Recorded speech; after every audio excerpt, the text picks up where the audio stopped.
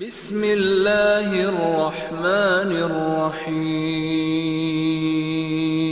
وأشهد أن لا إله إلا الله وحده لا شريك له وأشهد أن محمدا عبده ورسوله يا أيها الذين آمنوا اتقوا الله حق تقاته ولا تموتن إلا وأنتم مسلمون يا أيها الناس اتقوا ربكم الذي خلقكم من نفس واحدة وخلق منها زوجها وبث منهما رجالا كثيرا ونساء واتقوا الله الذي تساءلون به والأرحام إن الله كان عليكم رقيبا يا أيها الذين آمنوا اتقوا الله وقولوا قولا سديدا يصلح لكم أعمالكم ويغفر لكم ذنوبكم ومن يطع الله ورسوله فقد فاز فوزا عظيما أما بعد فإن أصدق الحديث كتاب الله وأحسن الهدي هدي محمد صلى الله عليه وسلم وشر الأمور محدثاتها وكل محدثة بدعة وكل بدعة ضلالة وكل ضلالة في النار.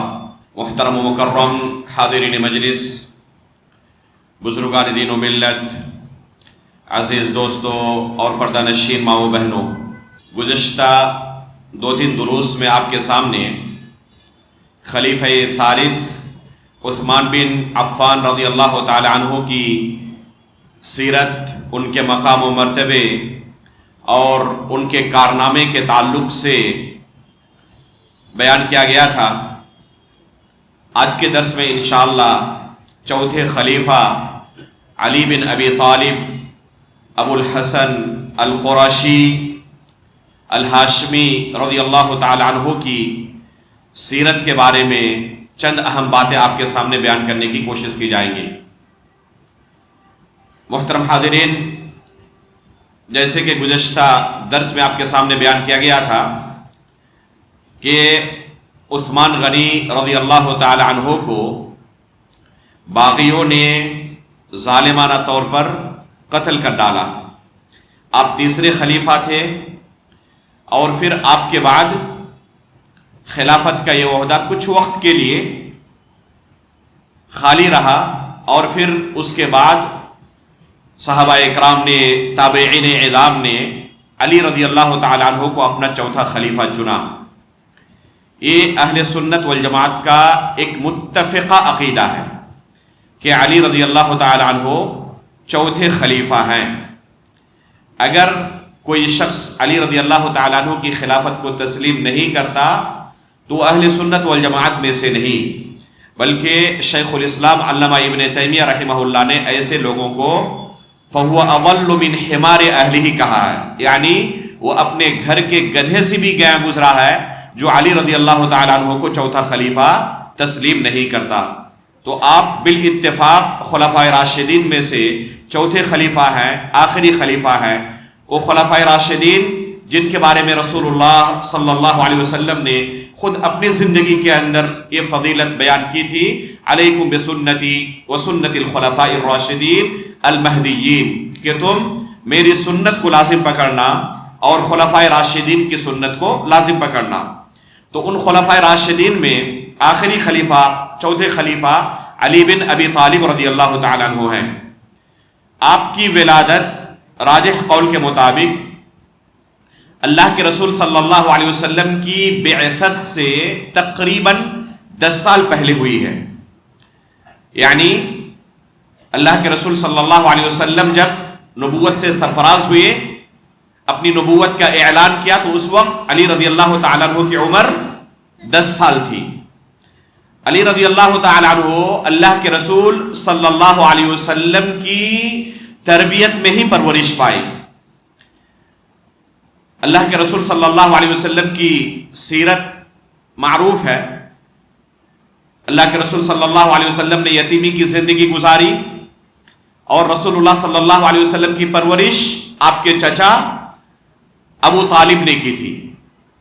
اللہ کے رسول صلی اللہ علیہ وسلم جب بڑے ہوئے اور دیکھا کہ چچا ابو طالب کے کافی بچے ہیں اور ان کے لیے پرورش ان کی مشکل ہو رہی ہے، تو علی رضی اللہ تعالیٰ عنہ کو اللہ کے رسول صلی اللہ علیہ وسلم نے اپنے چچا کے تعاون کے لیے، مدد کرنے کے لیے علی رضی اللہ تعالیٰ عنہ کی پرورش خود کرنا چاہا۔ اس طریقے سے علی رضی اللہ تعالیٰ عنہ کا تعلق شروع سے ہی رسول اللہ صلی اللہ علیہ وسلم سے رہا۔ اللہ کے رسول کی نگرانی میں پہلے دن سے انہوں نے آنکھیں کھولی، پرورش پائی۔ تو علی رضی اللہ تعالیٰ عنہ کی فضیلت کے لیے ایک انتہائی عظیم منقبت ہے کہ اللہ کے رسول صلی اللہ علیہ وسلم نے آپ کی پرورش کی ہے۔ اور اس پرورش کا اثر دیکھیں، جیسے ہی رسول اللہ صلی اللہ علیہ وسلم کو اللہ رب العالمین کی طرف سے نبوت ملی، علی رضی اللہ تعالیٰ عنہ نے بغیر کسی تردد کے نبی صلی اللہ علیہ وسلم پر ایمان لایا۔ حالانکہ ان کے والد محترم ابو طالب، جنہوں نے اللہ کے رسول کی پرورش کی تھی اور آخری وقت تک دشمنوں سے اللہ کے رسول کی حفاظت بھی کی، لیکن اللہ رب العالمین نے ہدایت سے نہیں نوازا۔ یہ ہدایت اللہ رب العالمین کے ہاتھ میں ہے، چاہے تو ایک چھوٹے سے بچے کو بھی اس شرف سے نواز سکتا ہے، یہ سعادت عطا کر سکتا ہے، اور چاہے تو انتہائی عقل مند اور قریبی رشتہ دار اور دوست کو بھی اس سے محروم رکھ سکتا ہے۔ تو علی رضی اللہ تعالیٰ عنہ انتہائی کم عمری کے باوجود بھی اللہ رب العالمین نے ان کے دل میں ہدایت ڈالی اور بغیر کسی تردد کے اللہ کے رسول صلی اللہ علیہ وسلم پر ایمان لایا۔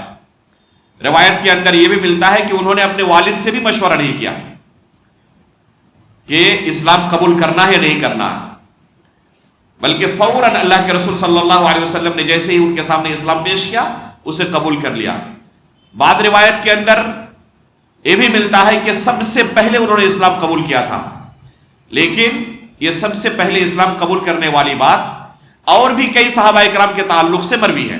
خدیجہ رضی اللہ تعالیٰ عنہ کے تعلق سے بھی مروی ہے، ابو بکر صدیق رضی اللہ تعالیٰ عنہ کے تعلق سے بھی یہی بات مروی ہے، زید بن حارثہ رضی اللہ تعالیٰ عنہ کے تعلق سے بھی یہ بات مروی ہے۔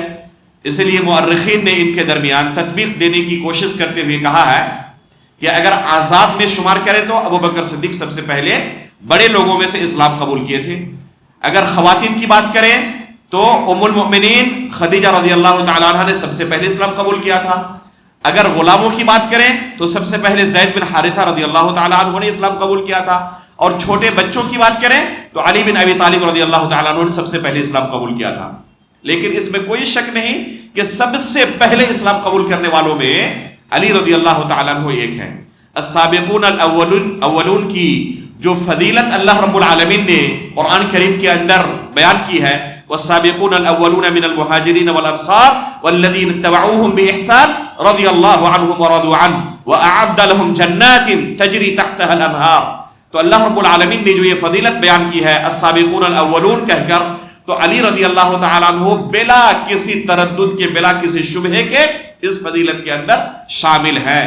سب سے پہلے اسلام قبول کرنے والوں میں علی رضی اللہ تعالیٰ عنہ کا شمار ہوتا ہے۔ علی رضی اللہ تعالیٰ عنہ کی منقبت یہ بھی ہے کہ رسول اللہ صلی اللہ علیہ وسلم نے انہیں اپنی لخت جگر عطا کی تھی۔ فاطمہ رضی اللہ تعالیٰ عنہ جو کہ اللہ کے رسول صلی اللہ علیہ وسلم کی بہت ہی پیاری بیٹی تھی، اللہ کے رسول صلی اللہ علیہ وسلم نے اپنی اس پیاری بیٹی کے رشتے کے لیے علی رضی اللہ تعالیٰ عنہ کا انتخاب کیا تھا۔ اس سے یہ بھی پتہ چلتا ہے کہ یہ رشتہ جائز ہے۔ بعض لوگ اسے کراہت محسوس کرتے ہیں۔ علی رضی اللہ تعالیٰ عنہ کون لگتے تھے؟ اللہ کے رسول کے چچا زاد بھائی، اللہ کے رسول کے چچا کے لڑکے۔ بعض لوگ اس طرح کے رشتے کو کراہت کی نظر سے دیکھتے ہیں۔ یہ شریعت کے اندر بالکل جائز ہے اور اس میں کوئی کراہت کی بات نہیں، اس میں کوئی کراہت کی بات نہیں ہے، یہ رشتہ بالکل جائز ہے۔ اور اللہ کے رسول صلی اللہ علیہ وسلم نے اپنے لخت جگر کے لیے فاطمہ رضی اللہ تعالیٰ عنہ کے لیے یہ رشتہ چنا تھا علی رضی اللہ تعالیٰ عنہ کے ساتھ۔ علی رضی اللہ تعالیٰ عنہ کثیر الاولاد ہے۔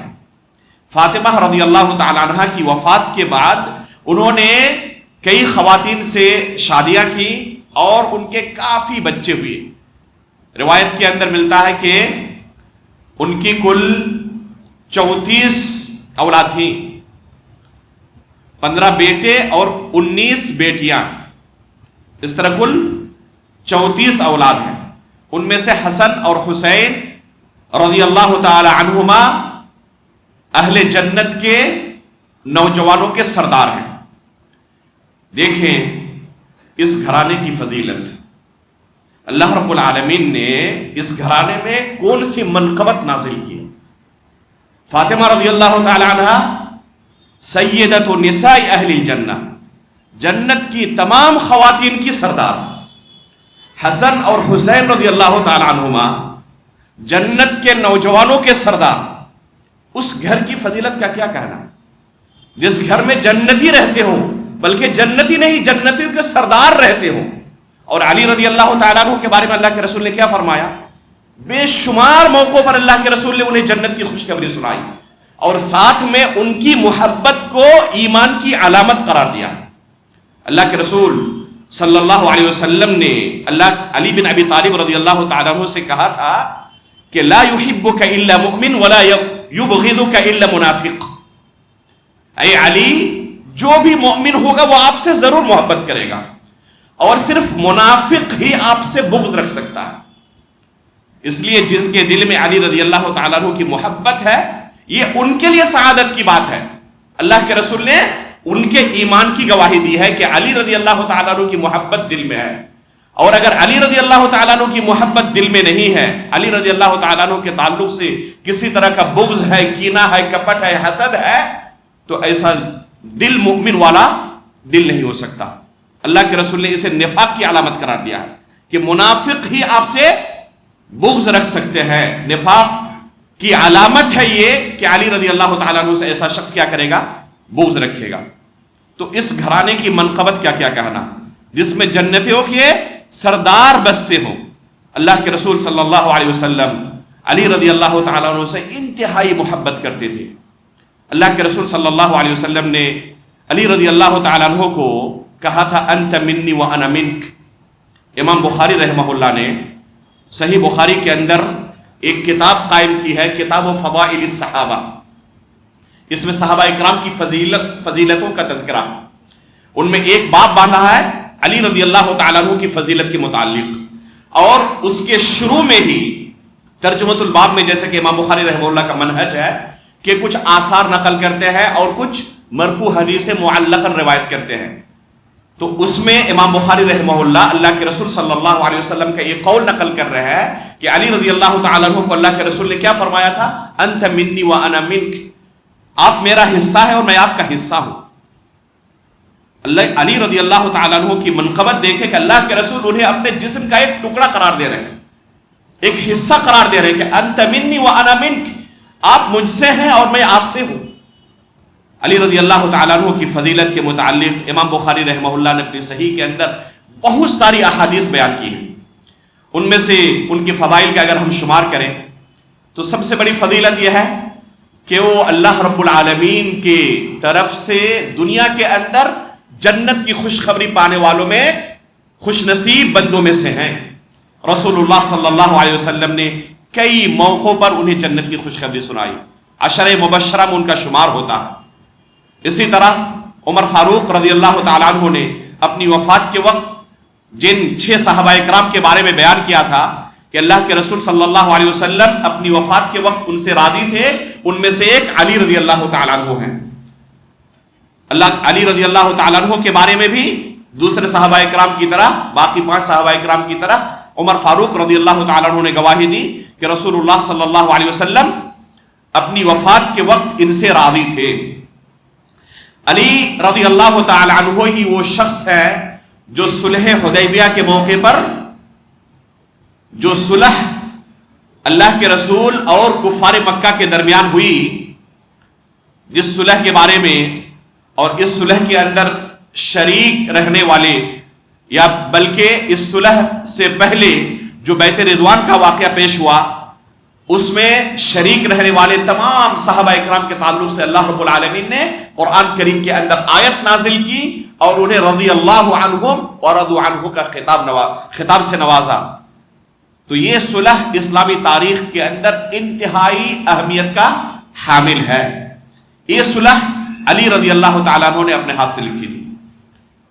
اللہ کے رسول صلی اللہ علیہ وسلم کے نام کے ساتھ من محمد ابن عبداللہ رسول اللہ جب لکھا تو کفار مکہ نے کیا کہا کہ اگر ہم آپ کو اللہ کا رسول تسلیم کر ہی لیتے تو اس صلح کی نوبت ہی نہیں آتی، آپ کے ساتھ جھگڑے کی نوبت ہی نہیں آتی. اصل تو اختلاف اسی رسول ہونے کو لے کر ہے، ہم آپ کو اللہ کا رسول مانتے ہی نہیں، لہذا صرف صلح کے اندر کیا لکھا جائے؟ من محمد ابن عبداللہ، صرف آپ کا نام رہے محمد ابن عبداللہ، یہ رسول اللہ کا لقب ہم اس صلح کے اندر لکھنے نہیں دیں گے. تو علی رضی اللہ تعالیٰ عنہ سے اللہ کے رسول نے کہا کہ یہ رسول اللہ کا لفظ مٹا دیں. تو انہوں نے کہا کہ اللہ کے رسول میں نہیں مٹا سکتا، اپنے ہاتھوں سے یہ رسول اللہ کا لقب مجھ سے نہیں ہو سکے گا، میں نہیں مٹا سکتا. اس سے ایمان کی حرارت کا اندازہ لگائیں کہ اللہ کے رسول مصلحت کے پیش نظر حکم دے رہے ہیں، اس کے باوجود ایمانی غیرت دیکھیں کہ اللہ کے رسول مجھ سے نہیں ہو سکتا کہ میں یہ لفظ مٹا دوں. پھر اللہ کے رسول صلی اللہ علیہ وسلم نے کہا کہ وہ لفظ کہاں لکھا ہے، اپنے ہاتھوں سے اسے مٹایا. تو علی رضی اللہ تعالیٰ عنہ کو یہ مقام حاصل ہے کہ اللہ کے رسول کے سب سے خاص موقع پر کاتب تھے، اور کاتب انسان کس کو بناتا ہے؟ جس پر حد درجہ اعتماد ہو اسی کو اپنا کاتب بناتا ہے. اس لیے جتنے کاتبین وحی ہیں یہ اللہ کے رسول کے انتہائی معتمد صحابی ہیں، اور علی رضی اللہ تعالیٰ عنہ کاتب وحی ہونے کے ساتھ ساتھ صلح حدیبیہ کے کاتب ہیں.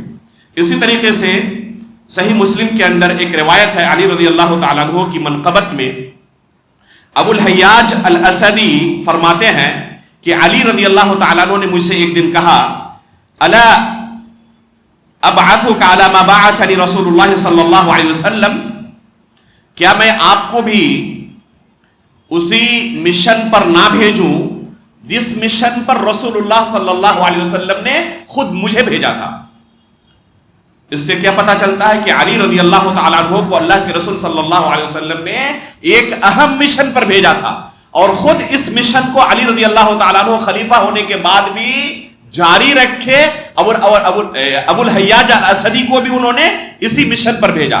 تو بھیجنے سے پہلے کہا ان سے الا ابعثک علی ما بعثنی رسول اللہ صلی اللہ علیہ وسلم، کیا میں آپ کو بھی اسی مشن پر نہ بھیجوں جس پر خود رسول اللہ صلی اللہ علیہ وسلم نے مجھے بھیجا تھا؟ کیا مشن تھا یہ؟ صحیح مسلم کے الفاظ ہیں اللہ تدع تمثالا الا طمستہ ولا قبرا مشرفا الا سویتہ، کہیں پر بھی کوئی بت نظر آئے اسے توڑ دیں، اسے اصلی صورت پر باقی نہ رکھیں، اور کہیں پر بھی کوئی اونچی قبر نظر آئے اسے زمین کے برابر کر دیں. یہ خاص مشن تھا جس پر اللہ کے رسول صلی اللہ علیہ وسلم نے علی رضی اللہ تعالیٰ عنہ کو بھیجا تھا، اور یہ روایت صحیح مسلم کے اندر ہے. لہذا جو لوگ علی رضی اللہ تعالیٰ عنہ سے محبت کا دعویٰ کرتے ہیں، اگر اس کے باوجود اپنی قبروں کو پختہ بناتے ہیں، اونچی بناتے ہیں، اس پر بلڈنگیں تعمیر کرتے ہیں، تو وہ اپنے ایمان کا جائزہ لیں کہ علی رضی اللہ تعالیٰ عنہ کی خلاف ورزی کر رہے ہیں یا ان کی موافقت کر رہے ہیں. خود رسول اللہ صلی اللہ علیہ وسلم نے علی رضی اللہ تعالیٰ عنہ کو اس کام کے لیے بھیجا تھا. کہیں پر بھی کوئی اونچی قبر نظر آئے اسے زمین کے برابر کر دیں. اور علی رضی اللہ تعالیٰ عنہ خلیفہ بننے کے بعد اسی مشن کو جاری رکھتے ہیں کہ کوئی قبر مسلمانوں کی اونچی نہیں ہونی چاہیے. تو یہی اسلام کی تعلیم ہے کہ قبر پختہ نہیں ہونی چاہیے، قبر اونچی نہیں ہونی چاہیے. قبر دیکھ کر اندازہ نہ ہو کہ یہ فقیر کی قبر ہے کہ بادشاہ کی قبر. وہاں پر فیصلہ مال و دولت کی بنا پر نہیں ہوگا، بس ایمان کی بنا پر ہوگا. ہو سکتا ہے کہ دنیا کے اندر جو بادشاہ ہو قبر کے اندر فقیر ہو، اور دنیا کے اندر جو فقیر تھا قبر کے اندر ہو سکتا ہے بادشاہ. تو یہ فرق قبر کے درمیان نہیں رہنی چاہیے. کہیں سے بھی قبر کی صورت دیکھ کر پتہ نہیں چلنا چاہیے کہ یہ کسی بادشاہ کی قبر ہے، یہ کسی ولی کی قبر ہے، یہ کسی متقی اور پرہیزگار کی قبر ہے، یا کسی فقیر کی قبر ہے اور عام آدمی کی قبر ہے، یا کسی گنہگار کی قبر ہے. قبر برابر ہونی چاہیے. تو یہ صحابہ اکرام کا طریقہ تھا. آج بھی آپ چلے جائیں بقیع الغرقد، جہاں پر 10,000 کے قریب صحابہ اکرام کی قبریں ہیں، وہاں پر آپ کوئی قبر ایسی نہیں پائیں گے جسے کہہ سکیں کہ یہ باقی قبروں سے الگ ہے. ایک کسی بادشاہ کی قبر ہے اور ایک کسی فقیر کی قبر ہے. ہو سکتا ہے کہ کسی بادشاہ کی کوئی قبر ہو اور اسی کے بغل میں کوئی فقیر کی قبر ہو. آپ قبر دیکھ کر اندازہ نہیں لگا سکتے. یہی اسلام کی تعلیم ہے. بلکہ جہاں سعودی عرب کے بادشاہوں کی قبریں ہیں وہاں پر چلے جائیں, وہاں پر بھی آپ کو کوئی فرق نظر نہیں آئے گا. ان کی قبریں بھی عام لوگوں کی قبروں کی طرح ہیں, بالکل زمین کے برابر, اس سے بس ایک بالش اوپر, جو کہ مسنون طریقہ ہے تاکہ پتہ چل سکے کہ یہ قبر ہے. کوئی وہاں پر پیدل نہ چلے, اپنے پیروں سے اس قبر کو نہ رودے, اس کی توہین نہ ہو.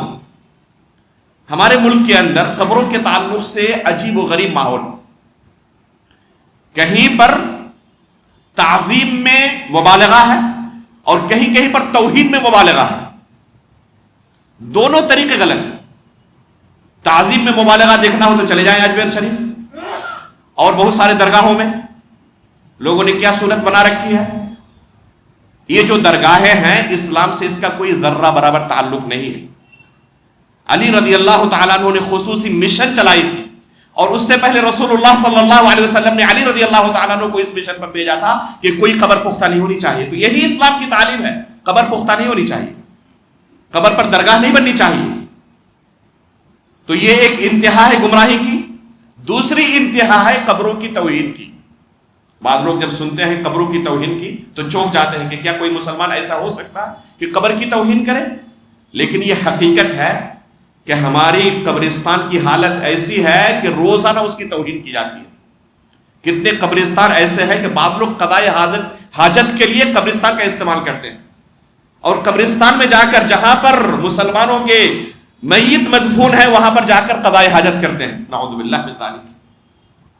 بعض لوگ قبرستان پہ جا کر کھیلتے ہیں, کرکٹ کے میچز ہوتے ہیں, وہاں پہ گیند چلی جاتی ہے, وہاں سے جا کے قبر سے اٹھا کے لاتے ہیں اور اسے محسوس ہی نہیں ہوتا کہ ہم قبرستان میں. وہاں جا کر بکریاں چراتے ہیں, گائے چراتے ہیں اور پتہ نہیں کیا کیا کرتے ہیں. تو یہ ایک دوسری انتہا ہے توہین کی. اللہ کے رسول صلی اللہ علیہ وسلم نے قبرستان میں پیدل اگر کوئی جا رہا ہے تو جوتا پہن کر جانے سے بھی منع کیا ہے. علماء فرماتے ہیں کہ اگر وہاں پر جوتا بغیر پہنے ہوئے جانا ممکن ہو, کوئی وہاں پہ زہریلا جانور نہ ہو یا کوئی کانٹا وغیرہ نہ ہو, تو اصل یہی ہے کہ جوتا کھول کر آپ قبرستان میں جائیں, جوتا پہن کر نہیں. صرف اس صورت میں اجازت مل سکتی ہے جہاں پر ڈر ہو زخمی ہونے کا یا کسی موذی جانور کے کاٹ لینے کا. تو یہ شریعت کے اندر قبرستان کی حرمت کی بات آئی ہے کہ اس پر کوئی پیدل نہ چلے. اس لیے صرف قبر کتنی اونچی ہونی چاہیے, بس ایک بالش پتا چلے کہ یہ قبر ہے, کوئی وہاں پر پیدل نہ چلے. تو یہ دونوں جو انتہا ہے, چاہے تعظیم کے اندر مبالغہ کرنا یا توہین کے اندر مبالغہ کرنا, دونوں اسلامی نقطہ نظر سے غلط ہے اور گمراہی ہے. اسلام کے اندر قبروں کی الگ سے کوئی تعظیم, اسے اونچی بنائے جائے, اس پر کتبے لکھے جائیں, اسے پختہ بنایا جائے, دوسری قبروں سے الگ ہو, پہچان میں آئے کہ یہاں کسی بادشاہ کی قبر ہے, کسی بڑے شخص کی قبر ہے. یہ تفریق اسلام کے اندر نہیں ہے. ہر ایک کی قبر برابر ہونی چاہیے. تو علی رضی اللہ تعالیٰ عنہ کو اللہ کے رسول صلی اللہ علیہ وسلم نے اس مشن پر بھیجا تھا. اسی طریقے سے علی رضی اللہ تعالیٰ عنہ کو اللہ کے رسول صلی اللہ علیہ وسلم نے حجۃ الوداع سے پہلے ابو بکر صدیق رضی اللہ تعالیٰ عنہ کی امارت میں جو حج ہوا تھا سن 9 ہجری میں, جس کے امیر کون تھے؟ ابو بکر صدیق رضی اللہ تعالیٰ عنہ. اللہ کے رسول صلی اللہ علیہ وسلم نے جب سورۃ البراء کی آیت نازل ہوئی تو علی رضی اللہ تعالیٰ عنہ کو اسپیشل بات میں بھیجا, جا کر ابو بکر صدیق رضی اللہ تعالیٰ عنہ کے ساتھ جا کر ملے, پوچھا کہ آپ امیر بن کر آئے ہیں یا صرف اعلان کرنے کے لیے؟ کہا کہ نہیں, امیر آپ ہی ہیں, بس مجھے اللہ کے رسول نے ایک ذمہ داری کے ساتھ بھیجا. کہا کہ جو آپ کو اللہ کے رسول نے ذمہ داری دی ہے آپ وہ ذمہ داری ادا کریں. اور پھر علی رضی اللہ تعالیٰ عنہ نے لوگوں کے سامنے اعلان کیا جو اللہ رب العالمین نے سورۃ البراء کے اندر آیت نازل کی تھی کہ اللہ اور اس کے رسول مشرکین سے برات کا اعلان کرتے ہیں. چنانچہ علی رضی اللہ تعالیٰ عنہ نے اللہ کے رسول صلی اللہ علیہ وسلم کا نائب ہو کر لوگوں کے درمیان اعلان کیا کہ آئندہ سال سے کوئی مشرک خانہ کعبہ کا طواف نہیں کر سکتا. اور کوئی آئندہ سال سے ننگے ہو کر طواف نہیں کر سکتا. اس سے پہلے تک مشرکوں کے لیے اجازت تھی خانہ کعبہ میں طواف کی. اسی طرح مشرکین کی عادت تھی جب طواف کے لیے جاتے تو اپنا لباس اتار دیتے. اس سال کے بعد سے یہ پابندی عائد کر دی گئی اور اللہ کے رسول صلی اللہ علیہ وسلم نے اس اعلان کے لیے علی رضی اللہ تعالیٰ عنہ کا انتخاب کیا. اسی طریقے سے جب ہجرت کا موقع آیا، ابو بکر صدیق رضی اللہ تعالیٰ عنہ رفیق سفر بنے، اور علی رضی اللہ تعالیٰ عنہ کے تعلق سے تاریخ کی کتابوں میں جو روایتیں ملتی ہیں وہ یہ ہے کہ رسول اللہ صلی اللہ علیہ وسلم نے انہیں اپنے بستر پر سلایا، اور اس سے پہلے مکہ والوں کی جو امانتیں تھیں علی رضی اللہ تعالیٰ عنہ کے سپرد کیا اور کہا کہ یہ فلاں شخص کی امانت ہے، فلاں شخص کی امانت ہے. اس سے آپ اندازہ لگائیں کہ اللہ کے رسول پر ظلم و ستم کے پہاڑ توڑنے کے باوجود، ہر طریقے سے اللہ کے رسول پر جھوٹی تہمتیں لگانے کے باوجود کہ آپ پاگل ہیں، مجنون ہیں، کاہن ہیں، ساحر ہیں، طرح طرح کے جھوٹے الزامات مکہ والوں نے لگائے، اس کے باوجود بھی اپنی امانت اللہ کے رسول کے پاس رکھ کے جاتے تھے. بھروسہ تھا کہ یہ ایسا بینک ہے جہاں پر کسی طرح کے غبن کا کوئی خطرہ نہیں ہے، دنیا کا سب سے محفوظ بینک یہی ہے. تو اللہ کے رسول لوگوں کی امانت اپنے پاس رکھتے تھے. جب ہجرت کا موقع آیا تو اللہ کے رسول نے یہ امانتیں علی رضی اللہ تعالیٰ عنہ کو سپرد کی اور کہا کہ فلاں فلاں کی امانت ہے، انہیں واپس کر دینا. اور اللہ کے رسول نے اپنے بستر پر انہیں سلایا. علی رضی اللہ تعالیٰ عنہ جب یہ اللہ کے رسول کے بستر پر سونا قبول کر رہے تھے، ذرا سوچیں کہ کس چیز کو قبول کر رہے تھے. باہر دشمن تلوار لے کر کھڑے ہیں اور وہ بلا تردد سب مل کر قتل کرنے والے ہیں. تردد بھی نہیں کیا کہ آپ کی جگہ میں قتل ہونے کے لیے وہاں کیوں سوں. اس بستر پر سونے کا معنی یہ تھا کہ اپنے آپ کو اللہ کے رسول کی جگہ پر قتل کرنے کے لیے پیش کر رہے ہیں. تو اللہ کے رسول سے محبت کی بنا پر ذرہ برابر تردد نہیں ہوا کہ اس بستر پر میں کیوں سوں، اپنی جان ان کے بدلے میں کیوں دوں. جا کر اللہ کے رسول صلی اللہ علیہ وسلم کے بستر پر سو گئے، اور پھر بعد میں دشمنوں نے دیکھا کہ یہ اللہ کے رسول نہیں، علی رضی اللہ تعالیٰ عنہ ہے. حالانکہ اس روایت کے ثبوت کے بارے میں محدثین کے یہاں کلام ہے.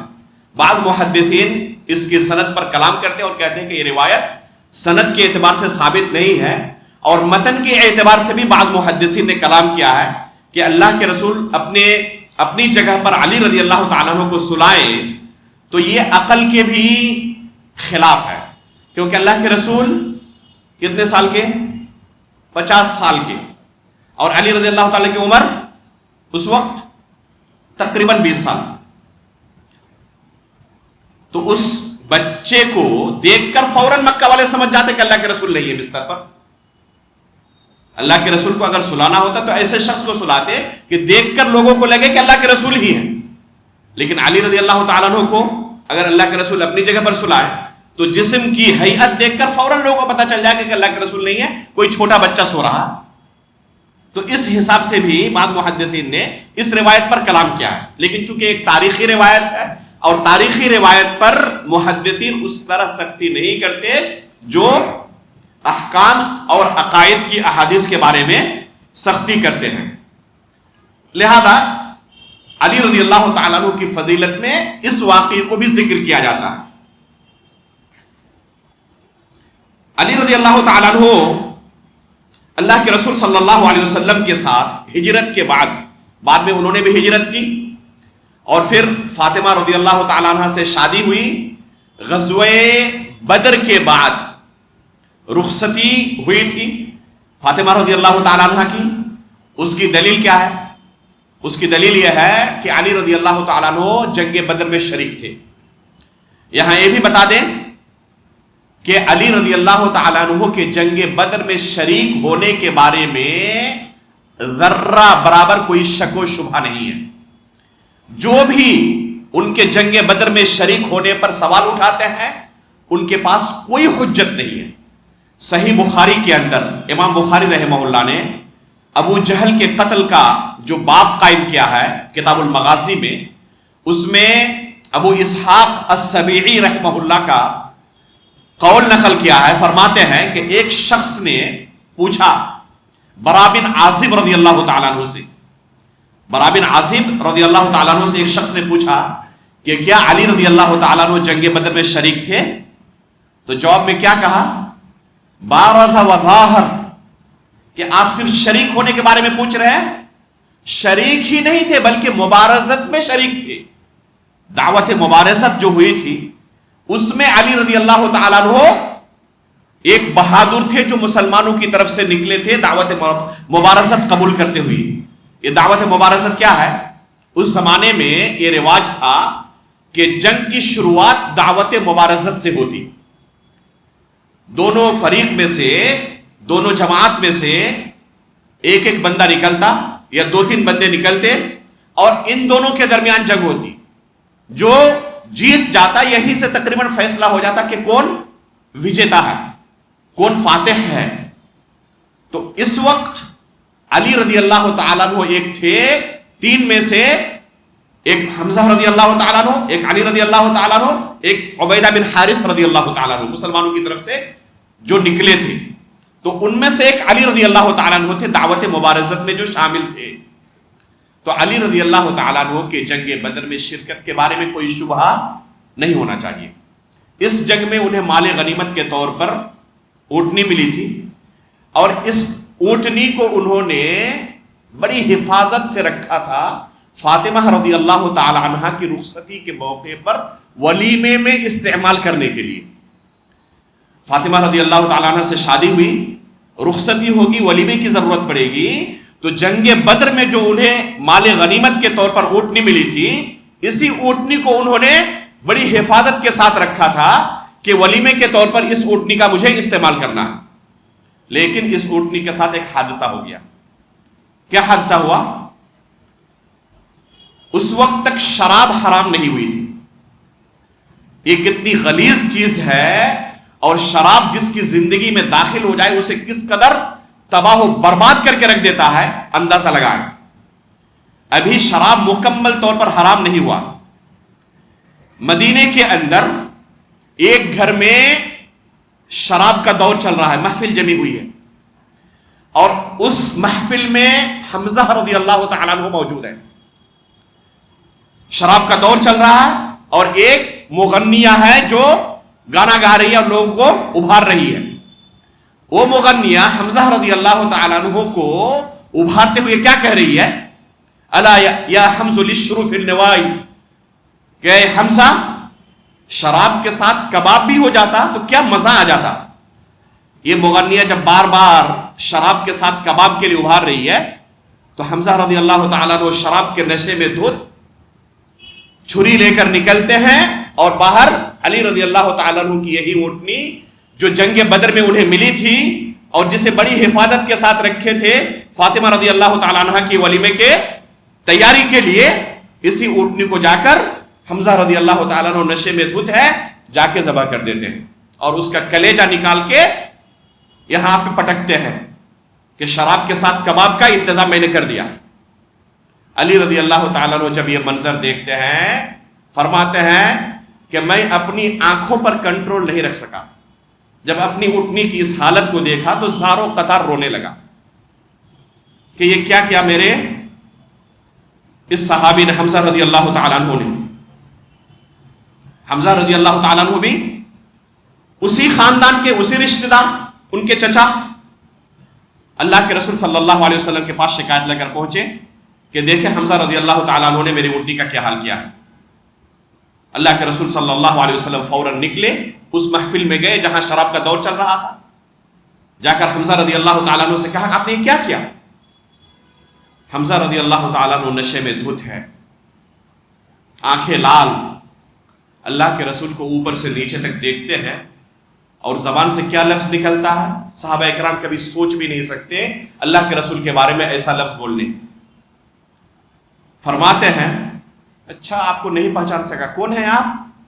ہمارے والد کے غلام ہیں کیا؟ اللہ کے رسول صلی اللہ علیہ وسلم سمجھ جاتے ہیں کہ یہ ابھی اپنی اصلی حالت میں نہیں ہے، نشے میں دھت ہے.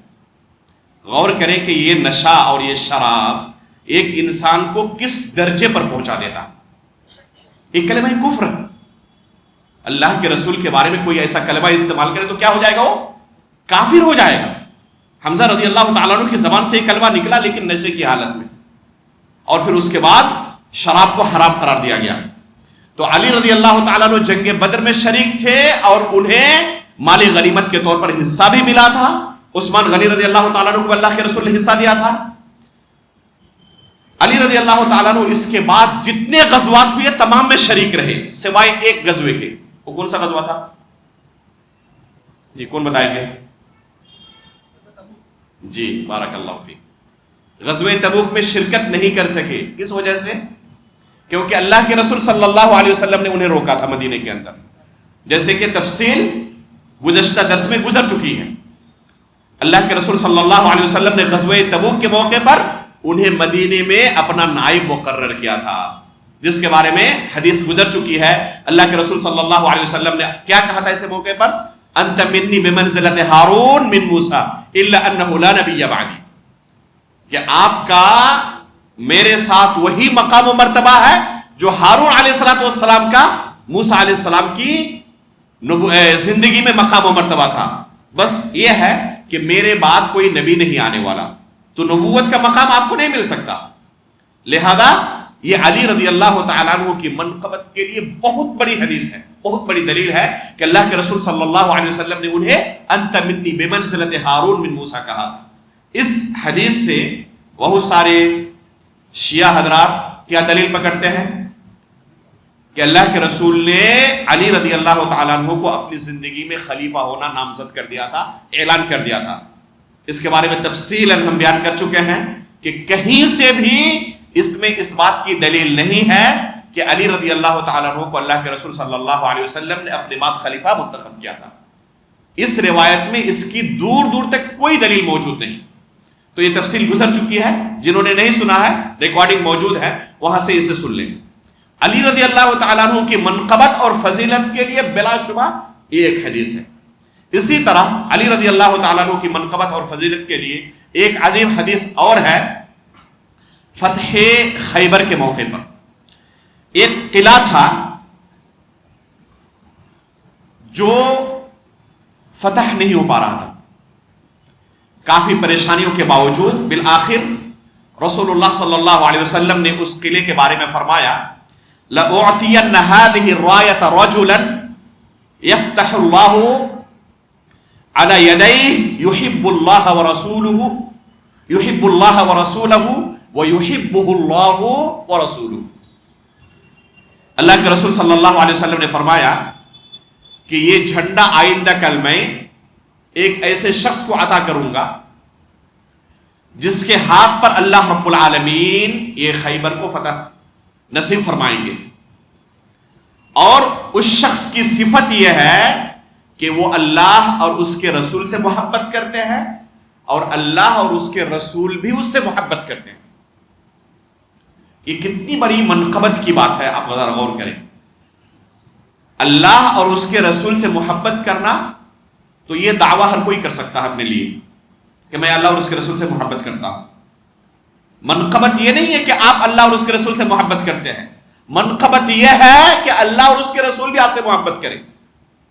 علی رضی اللہ تعالیٰ عنہ کو یہ مقام حاصل ہے کہ جن کے بارے میں رسول اللہ صلی اللہ علیہ وسلم نے صراحت کے ساتھ بیان کیا کہ اللہ اور اس کے رسول علی رضی اللہ تعالیٰ عنہ سے محبت کرتے ہیں, کیونکہ جس شخص کے بارے میں اللہ کے رسول نے بیان کیا تھا کہ آئندہ کل میں جھنڈا ایسے شخص کو دوں گا جس سے اللہ اور اس کے رسول محبت کرتے ہیں, جب یہ کلام اللہ کے رسول نے کہا تھا اس وقت آپ کے ذہن میں علی رضی اللہ تعالیٰ عنہ کی شخصیت موجود تھی.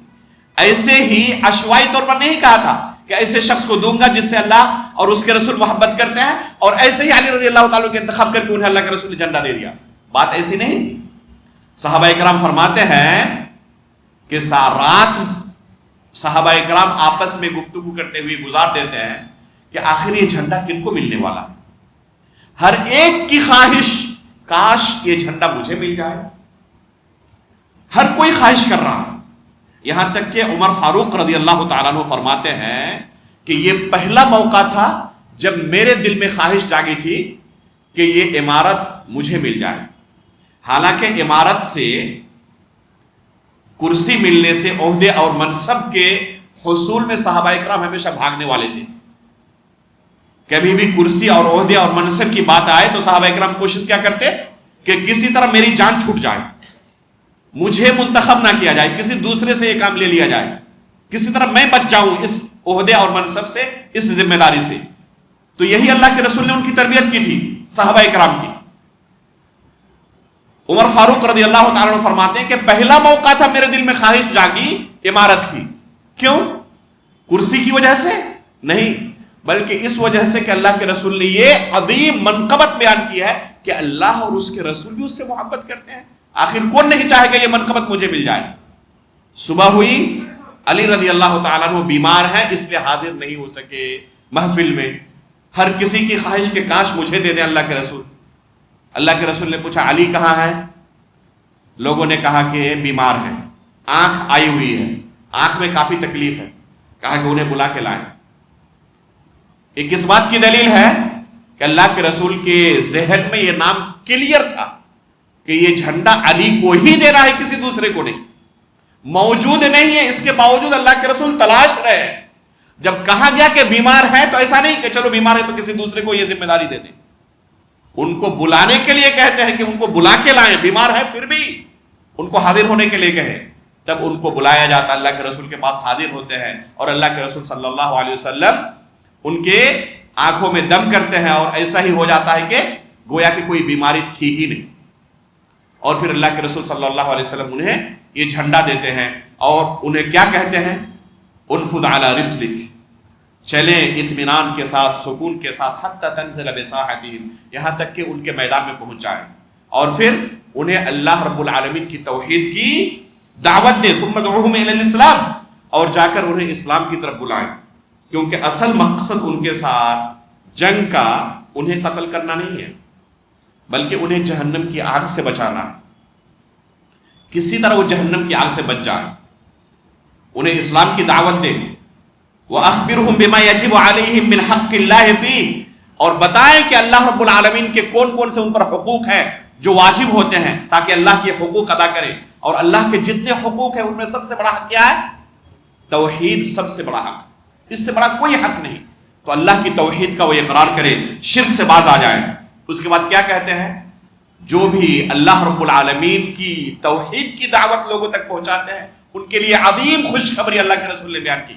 فَوَاللَّهِ لَأَن يَهْدِيَ اللَّهُ بِكَ رَجُلًا وَاحِدًا خَيْرٌ لَكَ مِنْ حُمُرِ النَّعَمِ، اللہ کی قسم اگر آپ کے ہاتھ سے ایک بندے کو بھی ہدایت مل گئی تو یہ سرخ اونٹ سے بھی زیادہ آپ کے لیے قیمتی ہے. سرخ اونٹ اس ماحول میں انتہائی قیمتی سامان تصور کیا جاتا تھا. تو ایک طرف سرخ اونٹ ہو اور دوسری طرف ایک بندہ آپ کے ہاتھوں ہدایت پا جائے، یہ زیادہ آپ کے لیے قیمتی ہے کہ آپ کے ہاتھوں کوئی ہدایت پا جائے. کیونکہ جب ہدایت پائے گا تو جب تک وہ ہدایت کے راستے پر رہے گا اس کا اجر آپ کو بھی ملتا رہے گا کیونکہ آپ سبب بنے. اسی کے بالمقابل اگر کوئی کسی کو گمراہ کرے، اللہ کی شریعت توڑ مڑوڑ کر پیش کرے، بلکہ اللہ کی شریعت جانتا بھی نہیں اس کے باوجود زبردستی اپنے من سے اپنے ذہن سے شریعت بنا کر لوگوں کے سامنے پیش کرے، تو اللہ کے رسول نے ایسے لوگوں کے بارے میں کیا کہا ہے؟ یضلون ویضلون، جو لوگ بلا علم اللہ رب العالمین کی شریعت لوگوں کے سامنے پیش کرتے ہیں، ان سے سوال کیا جاتا ہے، جانتے نہیں کہ اس کا جواب کتاب و سنت کے مطابق کیا ہونا چاہیے، پھر بھی جواب دیتے ہیں زبردستی. تو اللہ کے رسول نے کیا کہا اس لوگوں کے بارے میں؟ یضلون ویضلون، یہ خود گمراہ ہوتے ہیں، دوسروں کو گمراہ کرتے ہیں. ذرا اس کی سنگینی کا اندازہ لگائیں کہ بندہ خود گمراہ نہیں ہو رہا، دوسروں کو گمراہ کر رہا. تو جس طرح ہدایت کسی کو اگر کسی کے ہاتھ سے نصیب ہو تو یہ اس کے لیے سب سے قیمتی سامان ہے، اسی طرح کسی کے ہاتھ سے کوئی گمراہ ہو تو یہ اس کے لیے سب سے زیادہ بری خبر ہے کہ وہ صرف خود گمراہ نہیں ہوا بلکہ دوسروں کی گمراہی کا سبب بنا. اس لیے اللہ کی شریعت بیان کرنے سے پہلے اگر شوق ہے کسی کو لوگوں کو اللہ رب العالمین کی شریعت بیان کرنا تو اس سے پہلے آپ کتاب و سنت کا علم حاصل کریں اور پھر اس کے بعد علم و بصیرت کی بنیاد پر لوگوں کو اللہ رب العالمین کا دین سکھائے، اللہ تعالیٰ کا دین پہنچائیں۔ تو علی رضی اللہ تعالیٰ عنہ کو اللہ کے رسول صلی اللہ علیہ وسلم نے غزوہ خیبر کے موقع پر یہ عظیم خوشخبری سنائی تھی کہ اللہ رب العالمین اور اس کے رسول آپ سے محبت کرتے ہیں۔ اسی طریقے سے علی رضی اللہ تعالیٰ عنہ کی فضیلت کے لیے ایک حدیث امام بخاری رحمہ اللہ نے اپنی صحیح کے اندر باب و فضائل علی کے اندر ذکر کیا ہے۔ علی رضی اللہ تعالیٰ عنہ کی فضیلت کے اوپر جہاں بہت ساری احادیث کا تذکرہ کیا ہے، ان میں سے ایک حدیث سنیں اور اس پر ہمیں عمل بھی کرنا چاہیے۔ فاطمہ رضی اللہ تعالیٰ عنہ ایک دن اللہ کے رسول صلی اللہ علیہ وسلم کے پاس آتی ہے شکایت لے کر کہ گھر کے کام کاج کرتے ہوئے، خواتین بھی سن رہی ہیں، غور سے سنیں، چکی چلاتے ہوئے ہاتھوں میں چھالے پڑ گئے ہیں، اس لیے اللہ کے رسول جو آپ کے پاس غلام اور لونڈیاں آ رہے ہیں ان میں سے کوئی ہمیں عطا کر دیں تاکہ گھر کے کاموں میں وہ ہاتھ بٹائیں۔ اللہ کے رسول صلی اللہ علیہ وسلم اس وقت گھر میں موجود نہیں ہے۔ عائشہ رضی اللہ تعالی عنہا سے ملاقات ہوتی ہے فاطمہ رضی اللہ تعالی عنہا کی۔ جب اللہ کے رسول بعد میں آتے ہیں، خبر دیتے ہیں، اللہ کے رسول بیٹی کے گھر تشریف لے جاتے ہیں اس حالت میں کہ دونوں سو چکے ہیں، اور جا کر ان کے یہاں ان کے بستر پر جا کے بیٹھ جاتے ہیں، یہاں تک کہ علی رضی اللہ تعالیٰ عنہ کہتے ہیں کہ اللہ کے رسول کے پیر کی سردی میں نے اپنے سینے میں محسوس کی، اللہ کے رسول کے ٹھنڈے پیر کی سردی اپنے سینے پر میں نے محسوس کی۔ اتنے قریب اللہ کے رسول جا کر ہمارے بستر پر جا کے بیٹھ گئے، اور پھر اللہ کے رسول صلی اللہ علیہ وسلم نے کیا کہا کہ الا اعلمکما خیرا مما سألتمانی، جو آپ دونوں نے مجھ سے طلب کیا ہے کیا اس سے بہتر چیز آپ دونوں کو ہم نہ دیں؟ اذا اخذتما مضاجعکما تکبرا 34، جب آپ دونوں بستر پر چلے آئیں، سونے کی تیاری کرنے لگے، تو 34 مرتبہ اللہ اکبر کہیں، اس کے بعد 33 مرتبہ سبحان اللہ کہیں، اور پھر 33 مرتبہ الحمدللہ کہیں۔ 34 مرتبہ اللہ اکبر، 33 مرتبہ سبحان اللہ، اور 33 مرتبہ الحمدللہ۔ اللہ اکبر، سبحان اللہ اور الحمدللہ، یہ تینوں کلمات اللہ تعالیٰ کے نزدیک انتہائی محبوب کلمات ہیں۔ اگر کوئی بندہ ان کلمات کا ورد جب موقع ملے کرے تو انتہائی سعادت کی بات ہے۔ یہ تینوں کلمات، بلکہ ان کے ساتھ اور ایک کلمہ ہے، اور ایک حدیث کے اندر 4 کلمات کی بات آئی ہوئی ہے، سونے کے وقت نہیں ہے وہ عام حالات میں، کہ 4 کلمات انتہائی اہم کلمات ہیں اور دنیا میں ان سے بہتر کوئی کلمہ نہیں ہے۔ تو چوتھا کلمہ کیا ہے؟ لا الہ الا اللہ۔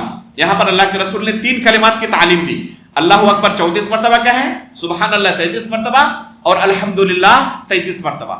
فَهُوَ خَيْرٌ لَكُمَا مِنْ خَادِمٍ، یہ کلمات خادم سے کہیں آپ کے لیے بہتر ہے۔ اس حدیث سے علماء نے استدلال کیا ہے کہ اگر کوئی شخص اذکار کا اہتمام کرتا ہے تو اللہ رب العالمین اس کے کام کے اندر بھی مدد فرماتا ہے اور اسے قوت اور نشاط عطا کرتا ہے، اسے تھکاوٹ محسوس نہیں ہوتی۔ وہ کس لیے خادم طلب کر رہی تھی؟ کام کی سختی کی وجہ سے، کام کی سختی کی وجہ سے خادم طلب کر رہی تھی، اور اللہ کے رسول اس کے بدلے یہ وظیفہ ان کو سکھا رہے ہیں اور کہہ رہے ہیں کہ فَهُوَ خَيْرٌ لَكُمَا مِنْ خَادِمٍ، کہ یہ کلمات خادم سے زیادہ آپ کے لیے بہتر ہیں۔ یعنی جس چیز کی وجہ سے آپ خادم کا مطالبہ کر رہی تھی، یہ کلمات پڑھیں، اس سے زیادہ آپ کو اس سے مل جائے گا جو خادم کی صورت میں آپ کو ملنے والا تھا۔ تو اس سے علماء نے استدلال کیا ہے کہ اگر کوئی اذکار کا اہتمام کرے تو اللہ رب العالمین غیبی مدد فرماتا ہے، ان کی ایسی مدد فرماتا ہے کہ بندہ سوچ بھی نہیں سکتا۔ آپ غور کریں یونس علیہ السلام کا قصہ، قرآن کریم کے اندر اللہ رب العالمین نے تفصیل کے ساتھ بیان کیا اس قصے کو. ان کی دعا اللہ تعالیٰ نے جو نقل کی قرآن میں، کون سی دعا ہے؟ لا الہ الا انت سبحانک انی کنت من الظالمین. بہت زیادہ یہ دعا پڑھتے تھے. تسبیح کے الفاظ بے شمار مرتبہ یونس علیہ السلام پڑھتے تھے. یہ اللہ تعالیٰ کو انتہائی محبوب ہے کلمات. مچھلی کے پیٹ پہ چلے گئے، اللہ رب العالمین نے اس مصیبت سے انہیں نجات دی، اور اس کا سبب بیان کیا قرآن کریم کے اندر کہ اس مصیبت سے اللہ نے انہیں نجات کیوں دی. اللہ تعالیٰ کا ارشاد ہے لولا انہ من المسبحین للبث فی بطنہ الی یوم یبعثون فلولا انہ کان من المسبحین. یہ سورۃ الصافات کی 143 اور 144 نمبر آیت ہے. فلولا انہ کان من المسبحین للبث فی بطنہ الی یوم یبعثون. اللہ رب العالمین فرما رہے ہیں ان دو آیتوں کے اندر کہ یونس علیہ السلام اگر بکثرت تسبیح بیان کرنے والے نہ ہوتے تو اسی طرح اس عذاب میں مچھلی کے پیٹ میں قیامت تک رہتے. جب تک اللہ رب العالمین لوگوں کو دوبارہ اٹھاتا نہیں قیامت کے دن، اس وقت تک مچھلی کے پیٹ میں ہی رہتے. اس مصیبت سے اللہ نے انہیں نجات کیوں دی؟ کیونکہ حد سے زیادہ تسبیح بیان کرنے والے تھے. پتہ کیا چلا کہ اگر بندہ سبحان اللہ کا ورد کرتے رہے تو بے شمار آفتوں اور مصیبتوں سے اللہ تعالیٰ اسے نجات دیتا ہے. صحیح بخاری کی آخری حدیث کیا ہے؟ کلمتان حبیبتان الی الرحمن. دو کلمے ایسے ہیں جو اللہ کو انتہائی محبوب ہیں. خفیفتان علی اللسان، زبان پر انتہائی ہلکے ہیں. ثقیلتان فی المیزان، میزان میں انتہائی بھاری ہیں. وہ کیا ہے؟ سبحان اللہ و بحمدہ سبحان اللہ العظیم. لہذا اگر کوئی اپنی عادت بنا لے جب بھی موقع ملے سبحان اللہ و بحمدہ سبحان اللہ العظیم پڑھتا رہے تو ایک تو قیامت کے دن میزان جب قائم کیا جائے گا انتہائی وزنی ہوں گے یہ دو کلمے، اور دنیا کے اندر کتنی آفتوں سے کتنی مصیبتوں سے محفوظ رہے گا. اور جو کام آپ کر رہے ہیں نا اس کام کے اندر آپ کو مدد بھی ملے گی، غیبی قوت اور نشاط آپ کو ملے گی. تو اس حدیث سے علماء نے استدلال کیا ہے. اسی طریقے سے علی رضی اللہ تعالیٰ عنہ کو اللہ کے رسول صلی اللہ علیہ وسلم نے قضا کے منصب پر فائز کیا. انہیں اللہ کے رسول صلی اللہ علیہ وسلم نے یمن کی طرف بھیجا اور کہا کہ آپ یمن کی طرف جائیں اور وہاں کے لوگوں کے درمیان آپ کیا کریں گے؟ فیصلہ کریں گے، آپ جج ہوں گے وہاں کے لوگوں کے درمیان. تو علی رضی اللہ تعالیٰ عنہ نے اللہ کے رسول صلی اللہ علیہ وسلم سے کہا یا رسول اللہ انی رجل شاب، ابھی میں نوجوان ہوں، وَأَنَّهُ يَرِدُ عَلَيَّ مِنَ الْقَضَاءِ مَا لَا عِلْمَ لِي بِهِ. اور ایسے لوگوں کے کیسز آتے ہیں، مقدمات آتے ہیں، میں سمجھ نہیں پاتا کہ کیسے فیصلہ کروں، میرے پاس علم نہیں ہوتا اس تعلق سے فیصلہ کرنے کے لیے. فَوَضَعَ يَدَهُ عَلَى صَدْرِي. تو اللہ کے رسول نے اپنا ہاتھ میرے سینے پر رکھا اور کیا کہا؟ اللہم ثبت لسانہ وہد قلبہ. اے اللہ ان کی زبان کو ثابت قدم رکھنا، ان کی زبان ثابت رہے، یعنی کبھی کوئی غلط فیصلہ اس زبان سے نہ ہو. وہد قلبہ، اور ان کے دل کے اندر ہدایت ڈال دے. علی رضی اللہ تعالیٰ عنہ کہتے ہیں فما شککت فی القضاء او فی قضاء بعد. جب اللہ کے رسول نے میرے لیے دعا کی تو اس کے بعد کبھی بھی میری عدالت میں کوئی فیصلہ ہوا، کوئی کیس آیا تو مجھے کبھی شک بھی نہیں ہوا کہ اس کا فیصلہ کیسے کرنا. یہ اللہ کے رسول کی برکت تھی. علی رضی اللہ تعالیٰ عنہ کے لیے خصوصی دعا تھی جس بنا پر علی رضی اللہ تعالیٰ عنہ اپنے قضاء کے لیے، ججمنٹ کے لیے مشہور تھے صحابہ اکرام کے درمیان. یہاں تک کہ عمر فاروق رضی اللہ تعالیٰ عنہ کہا کرتے تھے اقرأنا ابی و اقوانا علی. ہم میں سب سے زیادہ قرآن کی بہترین تلاوت کرنے والے ابی بن کعب رضی اللہ تعالیٰ عنہ ہیں. قرآن سب سے بہترین پڑھنے والے کون ہیں؟ ابی بن کعب رضی اللہ تعالیٰ عنہ. اور سب سے بہتر فیصلہ کرنے والے کون ہیں؟ علی بن ابی طالب رضی اللہ تعالیٰ عنہ. تو عمر فاروق رضی اللہ تعالیٰ عنہ ان دو صحابہ اکرام کی حد سے زیادہ تعظیم اور تکریم کیا کرتے تھے. ابی بن کعب رضی اللہ تعالیٰ عنہ کی اور علی بن ابی طالب رضی اللہ تعالیٰ عنہ کی. ایک روایت میں ہے کہ عمر فاروق رضی اللہ تعالیٰ عنہ کہا کرتے تھے، سعید بن المسیب رحمہ اللہ فرماتے ہیں کان عمر یتعوذ باللہ من معضلۃ لیس لها ابو حسن، پناہ مانگا کرتے تھے عمر فاروق رضی اللہ تعالیٰ عنہ ایسی کسی پیچیدگی والے مسئلے سے جسے حل کرنے کے لیے علی رضی اللہ تعالیٰ عنہ موجود نہ، کہ اللہ مجھے ایسے پیچیدہ مسائل سے بچا کے رکھنا جسے حل کرنے کے لیے میرے پاس علی رضی اللہ تعالیٰ عنہ نہ ہو. تو یہ مقام تھا علی رضی اللہ تعالیٰ عنہ کا، انتہائی عظیم علم اللہ رب العالمین نے انہیں عطا کیا تھا. ان کے علم کی گواہی ہر کوئی دیتے تھے. بلکہ جب ان کی وفات ہوئی علی رضی اللہ تعالیٰ عنہ کی، معاویہ رضی اللہ تعالیٰ عنہ جن کے ساتھ ان کی جنگ ہو چکی تھی، جنگ صفین، مشہور جنگ، انشاءاللہ آئندہ دروس میں جنگ جمل کے بارے میں، جنگ صفین کے بارے میں، ابھی ہم ان کی خلافت کے وقت تک نہیں پہنچے ہیں، انشاءاللہ ان کی خلافت کے بارے میں تفصیل کے ساتھ آپ کے سامنے گفتگو رکھی جائے گی. کون کون سے فتنے ظاہر ہوئی، خوارج کا فتنہ، روافظ کا فتنہ، انکار حدیث کا فتنہ، ان تمام چیزوں کو تفصیل کے ساتھ آپ کے سامنے رکھا جائے گا باذن اللہ تعالی. ابھی صرف ان کی منقبت کے بارے میں چند باتیں آپ کے سامنے پیش کی گئی ہیں، بلکہ ان کی منقبت کے بارے میں بھی تمام باتیں آپ کے سامنے ابھی نہیں آئی ہیں. بلکہ علماء اکرام کہتے ہیں، امام احمد بن حنبل رحمہ اللہ اور دوسرے بہت سارے علماء سلف کہا کرتے تھے کہ صحابہ اکرام میں اگر سب سے زیادہ فضیلت کسی کی وارد ہے تو کون ہے؟ علی رضی اللہ تعالیٰ عنہ. یہ الگ بات ہے کہ ان کے فضیلت کے تعلق سے جو روایتیں موجود ہیں ان میں سے بے شمار روایتیں ضعیف اور موضوع قسم کی ہیں، اور علی رضی اللہ تعالیٰ عنہ کی فضیلت ثابت کرنے کے لیے ہمیں کسی ضعیف اور موضوع روایت کی ضرورت نہیں ہے. ہمارے پاس انبار ہے ان کی فضیلت ثابت کرنے کے لیے صحیح احادیث کا. ہمیں کوئی حاجت نہیں کہ ان کی فضیلت ثابت کرنے کے لیے ہم کسی ضعیف حدیث کا یا کسی موضوع حدیث کا سہارا لیں. اللہ کے فضل و کرم سے ان کی فضائل ثابت کرنے کے لیے بے شمار احادیث صحیح بخاری اور صحیح مسلم اور بعد کتب حدیث جو صحیح اسانید کے ساتھ ان کے فضائل کو بیان کرتے ہیں الحمدللہ موجود ہیں. بلکہ علماء نے ان کی فضیلت کے تعلق سے خصوصی کتابیں لکھی ہیں فضائل علی کے تعلق سے. تو ان کی فضیلت ثابت کرنے کے لیے ضعیف احادیث کی کوئی ضرورت نہیں ہے. کہہ رہا تھا میں کہ جب ان کی وفات ہوئی، معاویہ رضی اللہ تعالیٰ عنہ کے پاس جب ان کی وفات کی خبر پہنچی تو انہوں نے فوراً، وہ سوئے ہوئے تھے، اپنی زوجہ محترمہ فاختہ بنت قرطہ کے ساتھ جیسے ہی وفات کی خبر پہنچی فوراً بیٹھ گئے اٹھ کر، اور انا للہ و انا الیہ راجعون کا ورد کرنے لگے اور زار و قطار رونے لگے. یہ صحابہ اکرام تھے.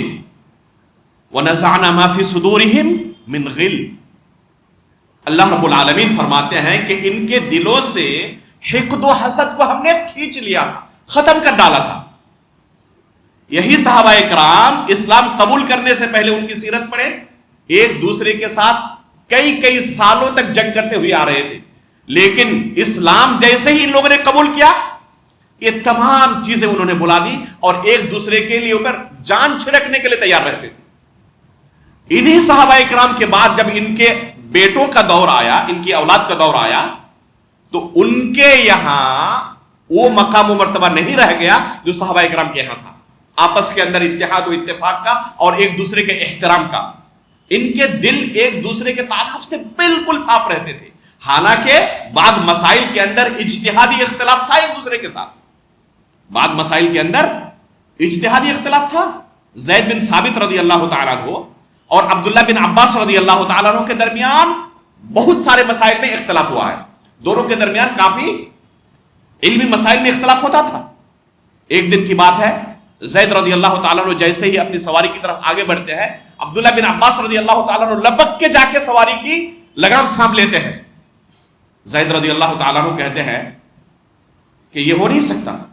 دیکھیں احترام کہ علمی اختلاف اپنی جگہ پر، لیکن ایک دوسرے کا احترام کس قدر موجود ہے کہ علمی اختلاف کے باوجود عبداللہ بن عباس اپنے آپ کو ان کے سامنے حقیر ٹھہراتے ہوئے لگام تھام لیتے ہیں اور کھینچنے لگتے ہیں. کہہ رہے کہ یہ ہو نہیں سکتا کہ آپ لگام پکڑے رہے اور میں بھی یہ سواری پر سوار رہوں. تو عبداللہ بن عباس رضی اللہ تعالیٰ کیا جواب دیتے ہیں کہ ہمیں یہی تعلیم دی گئی ہے, ہماری تربیت اسی طرح کی گئی ہے کہ ہم اپنے علماء کا اسی طرح احترام کریں.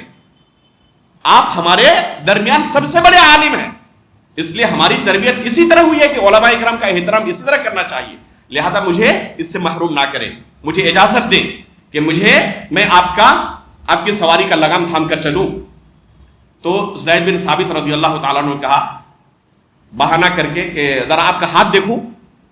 تو انہوں نے سمجھا کہ شاید کہیں کچھ دیکھا میرے ہاتھ میں, انہوں نے پیش کیا اور فوراً ان کے ہاتھ کا بوسہ لے لیا اور کہا کہ ہمیں بھی یہ تربیت دی گئی ہے اور ہمیں بھی یہ تعلیم دی گئی ہے کہ اللہ کے رسول صلی اللہ علیہ وسلم کے آل کا, آپ کے گھرانے والوں کا اسی طرح ہم احترام کریں اور اس طرح ان کی تعظیم کریں.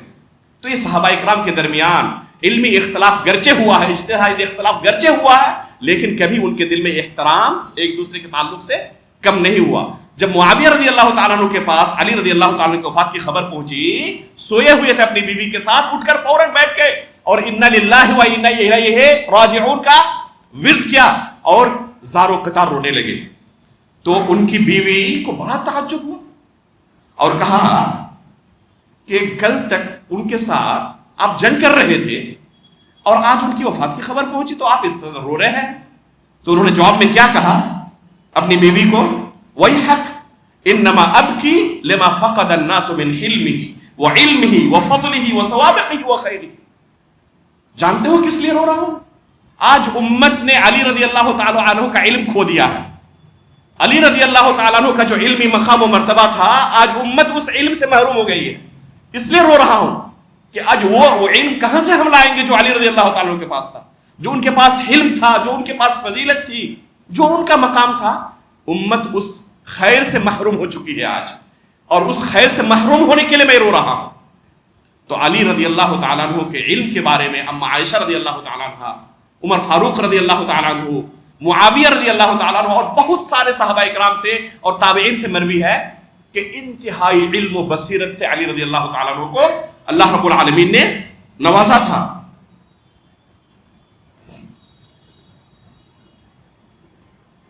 عمر فاروق رضی اللہ تعالیٰ عنہ کے پاس ایک مرتبہ ایک شخص ایک مشکل سوال لے کر آیا, تو عمر فاروق رضی اللہ تعالیٰ عنہ نے خود جواب نہیں دیا اور کہا ائت علی فاسألہ, یہ علی رضی اللہ تعالیٰ عنہ کے پاس جائیں اور جا کر ان سے سوال کریں, اس کا بہتر جواب وہی آپ کو دے سکتے ہیں.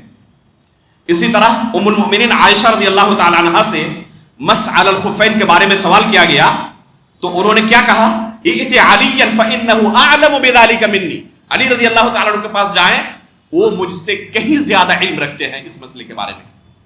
اسی طرح کہا کرتی تھی انہ اعلم من بقی بالسنہ, ابھی روئے زمین پر اللہ کے رسول صلی اللہ علیہ وسلم کی احادیث کا ان سے بڑا کوئی عالم موجود نہیں. اما عائشہ رضی اللہ تعالیٰ عنہ آخری زمانے میں علی رضی اللہ تعالیٰ کے بارے میں کیا کہا کرتی تھی کہ روئے زمین پر سنت کا ان سے بڑا عالم ابھی موجود نہیں ہے. اسی طریقے سے معاویہ رضی اللہ تعالیٰ عنہ کے پاس ایک آدمی ایک سوال لے کر آیا, تو معاویہ رضی اللہ تعالیٰ عنہ نے کیا جواب دیا کہ علی رضی اللہ تعالیٰ عنہ کے پاس جائیں اور اس سوال کا جواب ان سے آپ پوچھیں, وہ اس مسئلے کا حل آپ کو بہتر طریقے سے بتا سکتے ہیں. حالانکہ ان کے ساتھ کافی اختلافات بھی ہوئے, جنگ کی نوبت تک آ گئی, لیکن جب علمی مسئلہ پیش ہوا تو معاویہ رضی اللہ تعالیٰ عنہ نے وسائل کو کن کی طرف بھیجا, علی رضی اللہ تعالیٰ عنہ کی طرف بھیجا. تو علی رضی اللہ تعالیٰ عنہ کی منقبت اور ان کی فضیلت کے لیے یہ چند نمونے ہیں بس. انشاءاللہ اگلے درس میں بھی ان کی بعض منقبت اور بعض فضائل کا تذکرہ آپ کے سامنے کیا جائے گا, اور پھر ان کی خلافت کا دور کیسا رہا, بلکہ اس سے پہلے ابو بکر صدیق رضی اللہ تعالیٰ عنہ کی خلافت کے دور میں, عمر فاروق رضی اللہ تعالیٰ عنہ کی خلافت کے دور میں, اور عثمان غنی رضی اللہ تعالیٰ عنہ کے دور میں انہوں نے کیا رول ادا کیا, ان کے ساتھ ان کا کیا رشتہ تھا, اور کیسے انہوں نے اپنی زندگی ان کے ساتھ وزیر بن کر گزاری, اور پھر جب خلیفہ ہوئے تو خلیفہ بننے کے بعد انہوں نے کیسی زندگی گزاری. انشاءاللہ اگلے دروس میں یہ تمام تفصیلات آپ کے سامنے آئیں گی. اللہ رب العالمین سے ہم دعا کرتے ہیں کہ اللہ رب العالمین تمام صحابہ اکرام کے ساتھ ساتھ خصوصی طور پر علی رضی اللہ تعالیٰ عنہ کی محبت ہمارے دلوں میں ڈال دے.